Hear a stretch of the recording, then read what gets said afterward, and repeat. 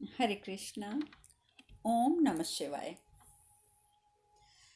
कल हमने कथा में बात की थी कि मल्ला को जैसे ही ये ज्ञात होता है जैसे ही ये ज्ञात होता है कि माता की मूर्ति में से, माता की विग्रह में से ऊर्जा क्षीण होती जा रही है, तो वो बहुत व्यथित हो जाता है।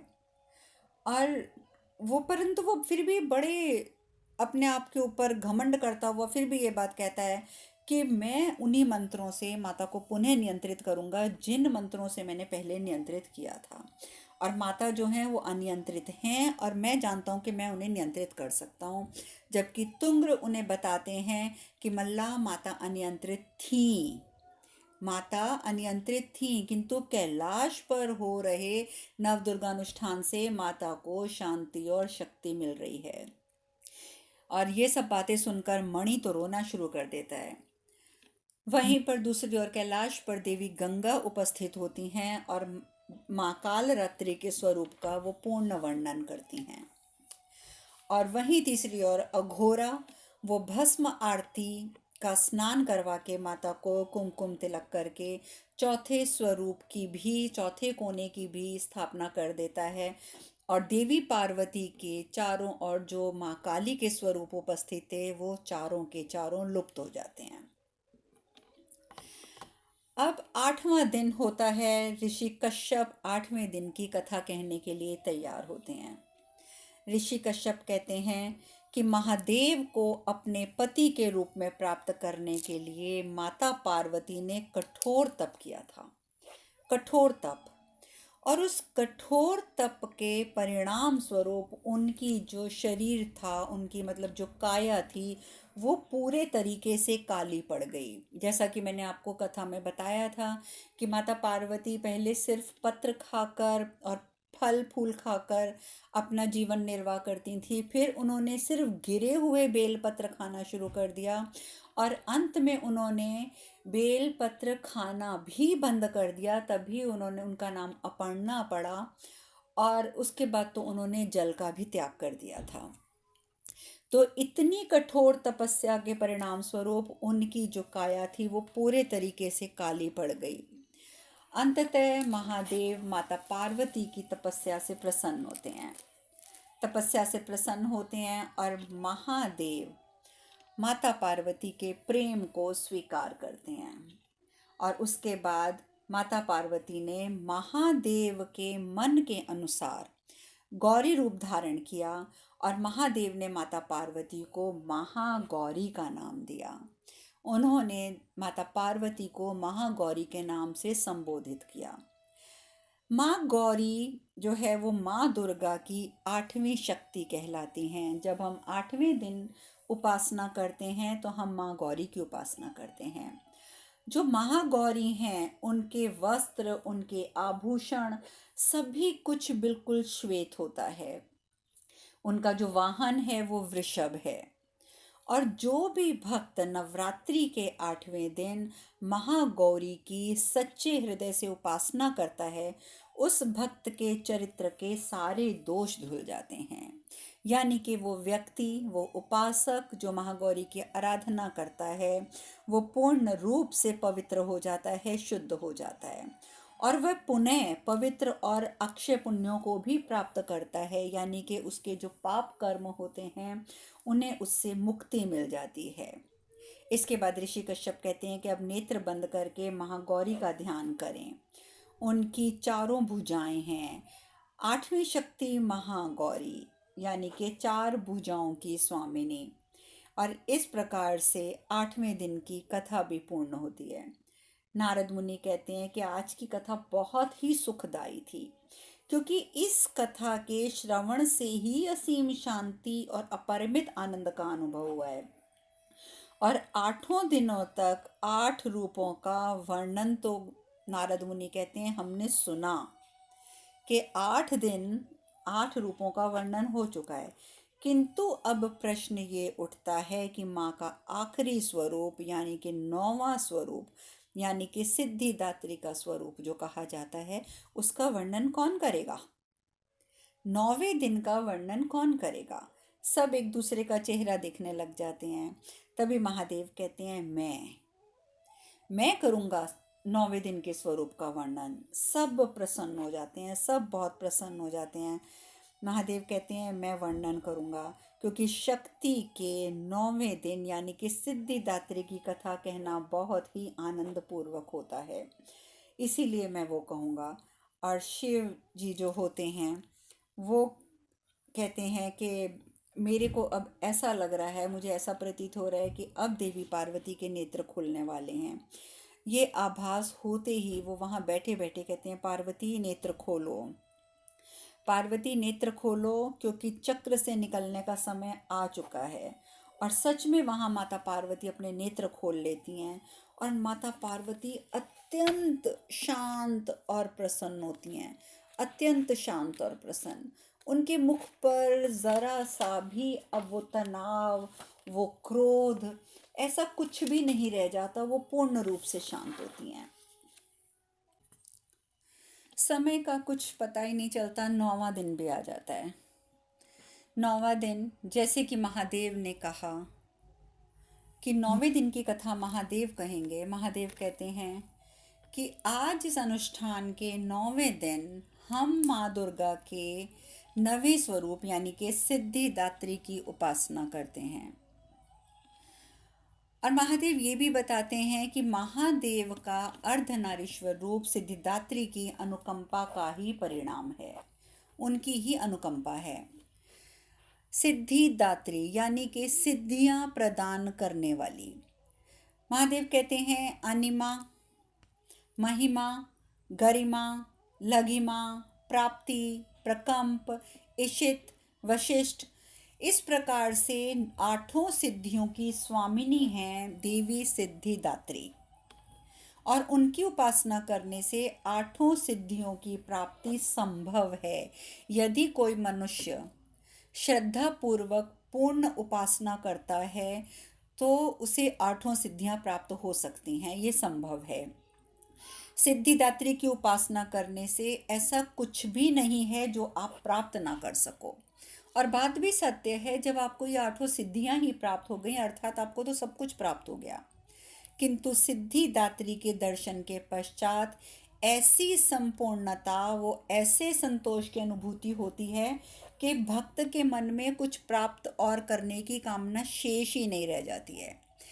यानी कि जब उसे सिद्धियां प्राप्त हो गई, उसे देवी के दर्शन हो गए, तो उसे ऐसी संपूर्णता और संतोष प्राप्त होगा कि वो कल्पना ही नहीं कर पाता कि उसे कोई और चीज़ शेष चाहिए भी है। उसकी सभी कामनाएं जो हैं वो पूर्ण हो जाती हैं खुद ब खुद। महादेव कहते हैं कि अब आप लोग नेत्र बंद कीजिए, महागौरी के स्वरूप का दर्शन कीजिए। उनके दाहिने हाथ जो है, उसके दाहिनी और के नीचे वाले हाथ में चक्र है, ऊपर वाले हाथ में गदा है, और बाईं तरफ नीचे वाले हाथ में शंख है और ऊपर वाले हाथ में कमल पुष्प है। और इस प्रकार से सिद्धिदात्री के दर्शन सभी को प्राप्त होते हैं। और तभी से ये नियम चलता आ रहा है कि प्रत्येक नवरात्रे, जो कि 2 प्रमुख नवरात्रे, आप जानते हैं कि 2 गुप्त नवरात्रे होते हैं और 2 प्रमुख नवरात्रे होते हैं। गुप्त नवरात्रे तो शायद अब जनवरी में हैं, जनवरी के अंतिम सप्ताह में हैं। तो गुप्त नवरात्रों में जो है वो तो माता रानी के इन 9 स्वरूपों की आराधना नहीं कही जाती है, उनकी 10 विद्याओं की आराधना की जाती है। लेकिन जो मेन नवरात्रे हैं, जो हम लोग करते हैं, हर मनुष्य करता है, उसमें माता पार्वती के इन 9 रूपों की आराधना सबको करनी चाहिए। और जिस प्रकार से बताया है कि प्रत्येक रूप में हमारा मन कहाँ केंद्रित होना चाहिए, उस प्रकार के अपने मन को केंद्रित करते हुए यदि आप आराधना करते हैं तो आपको कुछ भी प्राप्त हो सकता है।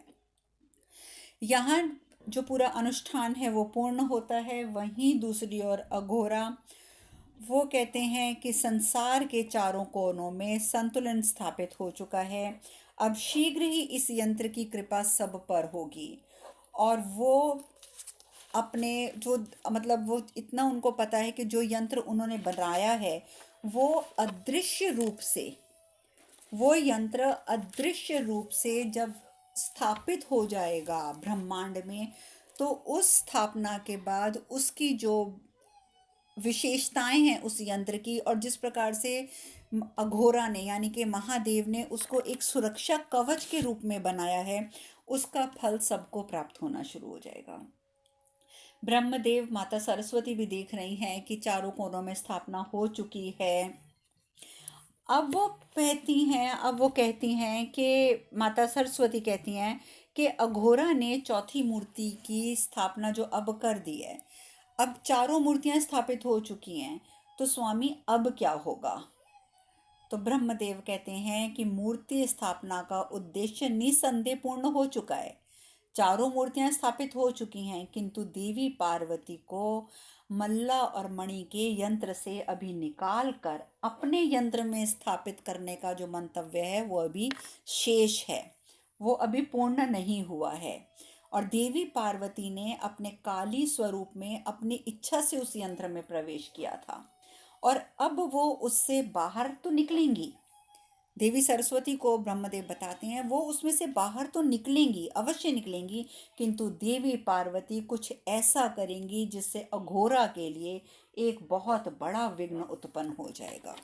अघोरा के लिए देवी सरस्वती कहती हैं कि ऐसा क्या करने वाली हैं देवी पार्वती। ब्रह्मदेव कहते हैं प्रतीक्षा करो, प्रतीक्षा करो, खुद ज्ञात हो जाएगा।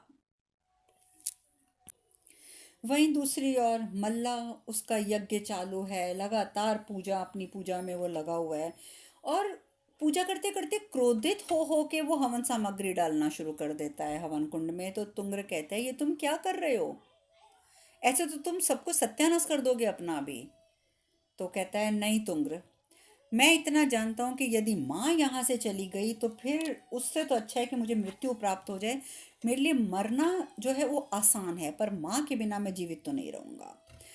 और फिर इतना कहने के बाद भी लेकिन उसके अंदर घमंड ऐसे कैसे है, क्या क्या नहीं किया मैंने माँ को पाने के लिए, क्या क्या नहीं किया, कि जितनी मैंने तपस्या करी, जितनी मैंने भक्ति करी, जितना मैंने कठोर तप किया, अरे क्या क्या नहीं किया। और अब जब लक्ष्य बिल्कुल ही मेरे समीप है, जब माँ की शक्तियाँ भी मुझे लगभग प्राप्त हो गई हैं, तो माँ यहाँ से जाने के लिए तत्पर हो गई है। नहीं, माँ यहाँ से गई तो मैं जीवित नहीं रहूँगा। तुंग्र कहता है मल्ला, जो होता होता है ना वो होकर रहता है। तेरे ये सोचने भर से कि माँ चली गई तो ये होगा वो होगा, ऐसा कुछ नहीं है, क्योंकि जो तय है होगा तो वही। तो मल्ला कहता है तो इसका मतलब क्या हुआ, मैं ये सोचकर कि जो होना है वो तो होगा ही, मैं क्या उपहास का पात्र बन के रह जाऊं। सबसे शक्तिशाली होने की मैं उद्घोषणा कर चुका हूँ, दुनिया भर में मैं फैला चुका हूँ कि माँ की समस्त शक्तियाँ मेरे पास हैं, माँ मेरे पास है, मैं दुनिया का सबसे शक्तिशाली व्यक्ति हूँ। और ये उद्घोषणा करने के बाद अब इतना बड़ा अपमान कि माँ यहाँ से चली गई है, नहीं नहीं नहीं तुंग्र, इतना बड़ा अपमान तो इस सृष्टि में ना कभी किसी का हुआ है और ना ही कभी जिंदगी में कभी होगा। मुझे कुछ नहीं पता, मैं सिर्फ इतना जानता हूँ तुंग्र कि या तो माँ यहाँ रुकेगी या हम इस लोक का त्याग कर देंगे। अब तो एक ही चीज होगी, इससे ज्यादा अब और कुछ नहीं। अब वहीं दूसरी ओर अघोरा जो है वो अपने यंत्र के साथ अपने ध्यान में बैठे हुए, और ध्यान में बैठे हुए जब उनका ध्यान उस यंत्र में पूरा लग जाता है, यंत्र आप जानते हैं कि चारों कोने स्थापित हो चुके हैं, अब तो बस माता को वहां से निकल कर वहां स्थापित होना है, कि अचानक मल्ला की गुफा में ऐसा होने लगता है कि जैसे भूकंप आ गया है। बड़ी बड़ी शिलाएं टूट कर गिरने लग जाती हैं, पत्थर टूट के गिरने लग जाते हैं, मल्ला घबरा जाता है, उसके अघोरी मित्र जो भी होते हैं, अघोरी साथी सब वहां से बाहर भाग जाते हैं। तो तुंग्र कहते हैं मल्ला और मनी तुम लोग चलो यहाँ से, माता यंत्र से बाहर आ रही है, यह कंदरा जो है जहाँ पे तुम रुके हुए ढह जाएगी, यहाँ रुकना कोई फायदेमंद नहीं है, यहाँ से बाहर निकल चलो। मल्ला कहते हैं नहीं, मैं यहाँ से कहीं नहीं जाऊंगा, मैं इस कंदरा को छोड़कर बाहर नहीं जाऊंगा, मल्ला को मैं कहीं नहीं, ओ माँ को मैं कहीं नहीं जाने दे सकता, मुझे तो सर्वशक्तिशाली बन के रहना है, मैं यहाँ से नहीं जाऊंगा। तो तुंग्र कहता है सर्वशक्तिशाली तो तुम तब बनोगे ना जब जीवित रहोगे, अगर यहाँ तुम जीवित ही ना बचे तो तुम क्या करोगे। और तभी तुंग्र वो कहते हैं, तुंग्र को कहता है कि तुम्हें जाना है तो जाओ तुंग्र, मैं तो नहीं जाऊंगा। परंतु तुंग्र ने भी तो अपने कर्म खराब किए हैं ना, उसने तो अपने गुरु को ही धोखा दिया है। और होता यह है कि जैसे ही तुंग्र बाहर जाने का प्रयत्न करता है, एक बड़ी सी शिला तुंग्र के ऊपर गिरती है और तुंग्र वहीं पे उसका अंत हो जाता है। यानी कि तुंग्र भी वहाँ पर ढेर हो जाता है, वो भी मृत्यु को प्राप्त हो जाता है, प्राप्त हो जाता है, प्राप्त हो जाता है। तुंग्र का तो अंत हो जाता है, परंतु मल्ला और मणि उस कंदरा से बाहर नहीं निकलते। तभी यंत्र में से माता बाहर निकलती हैं और उन दोनों को माता के साक्षात दर्शन होते हैं, साक्षात दर्शन। माता पार्वती अपने पार्वती स्वरूप में होती हैं। माता पार्वती कहती हैं कि हमें नियंत्रित करने के लिए महादेव ने जिन मंत्रों का उपयोग किया था, तुमने उन्हीं मंत्रों का दुरुपयोग किया है। तुमने उन मंत्रों का दुरुपयोग करके हमें बंदी बनाया है। तो इसीलिए मैं कहती हूँ कि तुमने जो ये अनुचित कार्य किया है, उसका तुम्हें दंड अवश्य मिलेगा, क्योंकि तुमने मुझे बंदी बनाने का जो कार्य किया है वो एक अनुचित कार्य था। मल्ला कहता है कि हम तो केवल आपके उपासक हैं माँ, हमने तो आपकी उपस्थिति चाहिए और आपका स्नेह चाहा, और तो हमें कोई लोभ था ही नहीं। अब यहाँ पे भी मल्ला फिलहाल तो झूठ बोल रहा है कि उसे लोभ था ही नहीं, सर्वशक्तिशाली बनने का लोभ तो उसमें आज तक है। परंतु वो कहता है कि माँ, हमने आपकी इतनी तपस्या करी, कठोर भक्ति करी, और अब आप कह रहे हो कि हम आप यहाँ से चली जाएंगी। अरे हमने तो आपकी अनुपस्थिति हमें बर्दाश्त नहीं होगी। हमने तो सिर्फ इतना ही चाहा था कि आप सदैव यहाँ उपस्थित रहें, हमें स्नेह करती रहें, इससे ज़्यादा तो हम कुछ नहीं चाह रहे थे। मणि भी, हमें हमारी अगर भूलें हुई हैं तो उसके लिए क्षमा कर दो माता, हमें भूलों के लिए क्षमा कर दो, अगर हमसे कोई भूल हुई है तो हम क्षमा मांगते हैं। माता पार्वती कहती हैं कि भूल जो अगर होती है ना, उसकी तो किसी को भी क्षमा दी जा सकती है, भूलों की क्षमा मिलती है, किंतु हमें नियंत्रित करके हमारी शक्तियों का अवशोषण करने का जो तुमने प्रयास किया है वो पूर्व निश्चित था।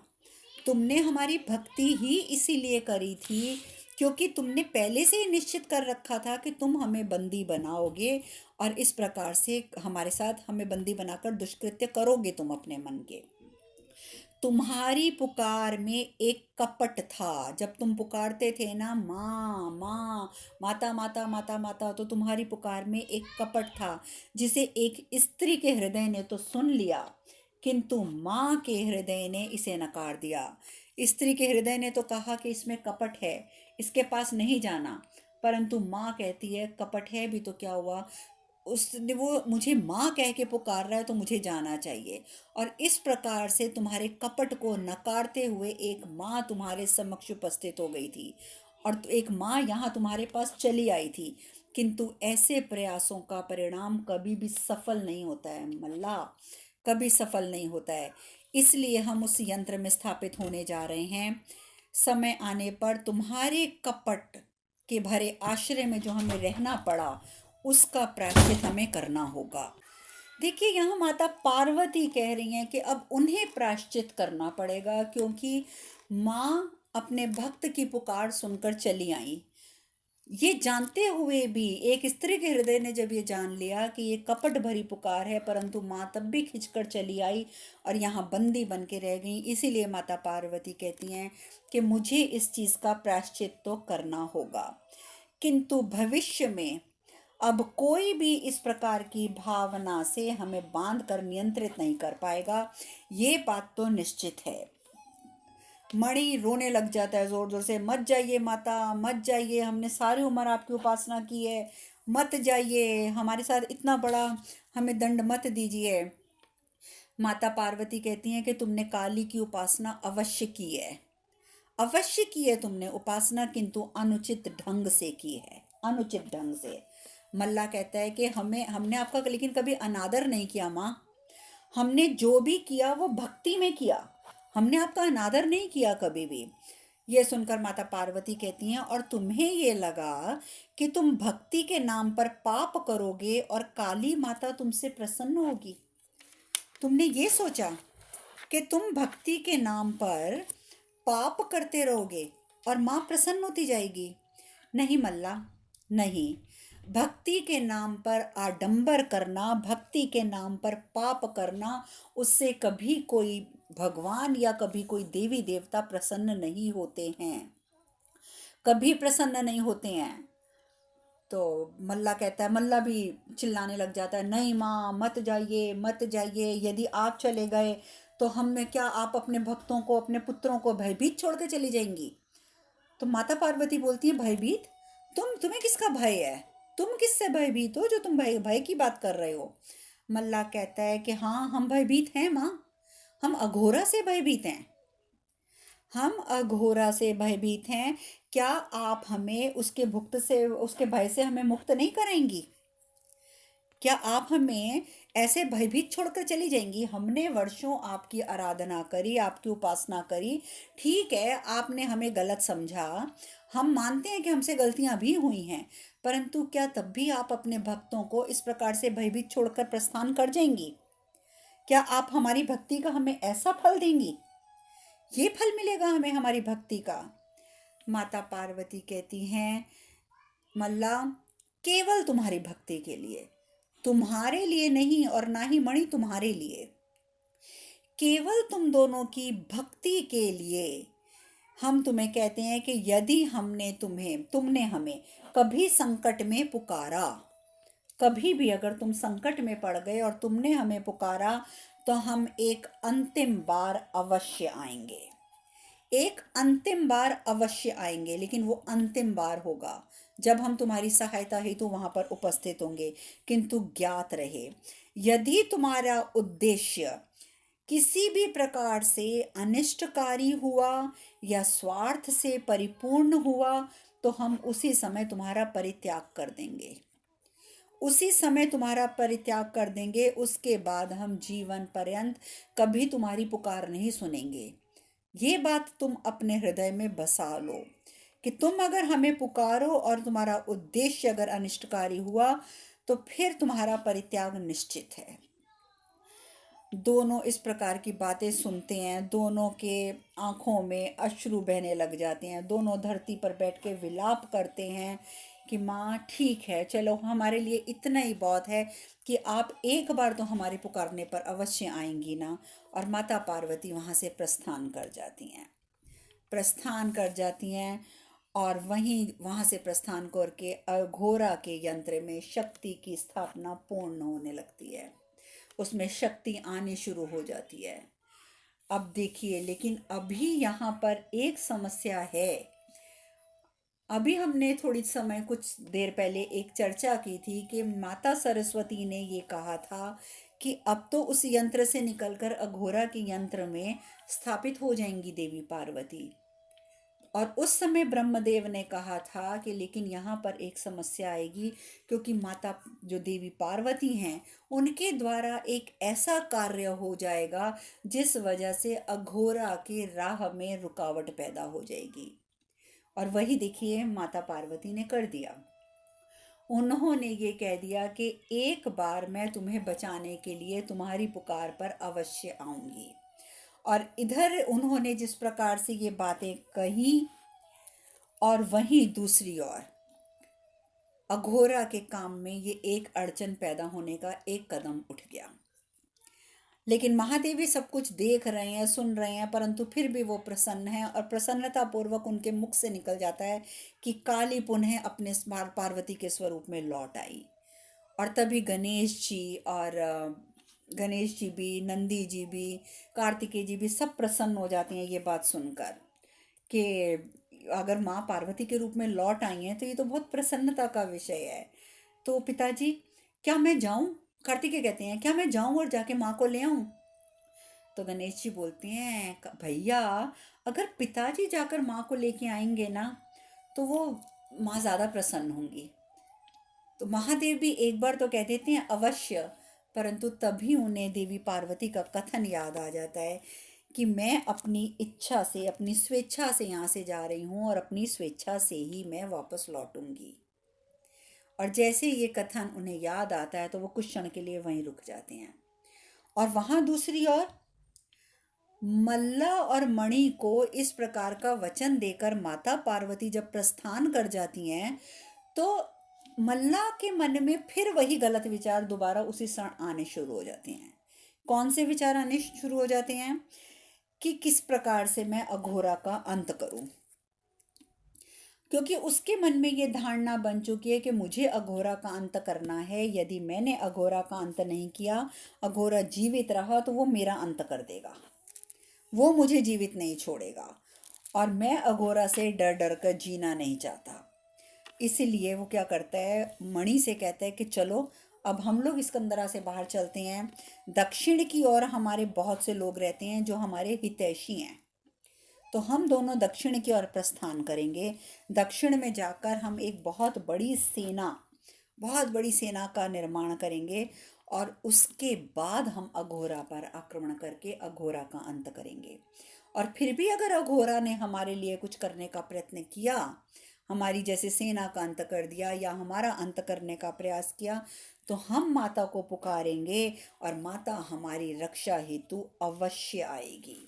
क्योंकि वो तो वचन ले ही चुके हैं ना कि माता हमारी रक्षा हेतु आएगी, और इसी बात से वो प्रसन्न है कि माता को तो आना ही पड़ेगा। और ये विचार बनाकर वो दक्षिण की ओर प्रस्थान कर जाते हैं कि वहाँ चल के हम सेना का निर्माण करेंगे। इधर महादेव खड़े होकर अब ये विचार कर रहे हैं कि मैं पार्वती को लेने जाऊं या ना जाऊं, जैसा कि पार्वती ने कहा था कि वो स्वेच्छा से गई हैं और स्वेच्छा से ही लौटेंगी। अब आगे की कथा हम आज नहीं कल करेंगे। आज हम यहीं विश्राम लेंगे। हरे कृष्ण कृष्ण कृष्ण हरे हरे, हरे राम राम राम हरे हरे। आप सब खुश रहें, सुखी रहें, स्वस्थ रहें। हरे कृष्णा। ओम नमः शिवाय, ओम नमः शिवाय, ओम नमः शिवाय, ओम नमः शिवाय।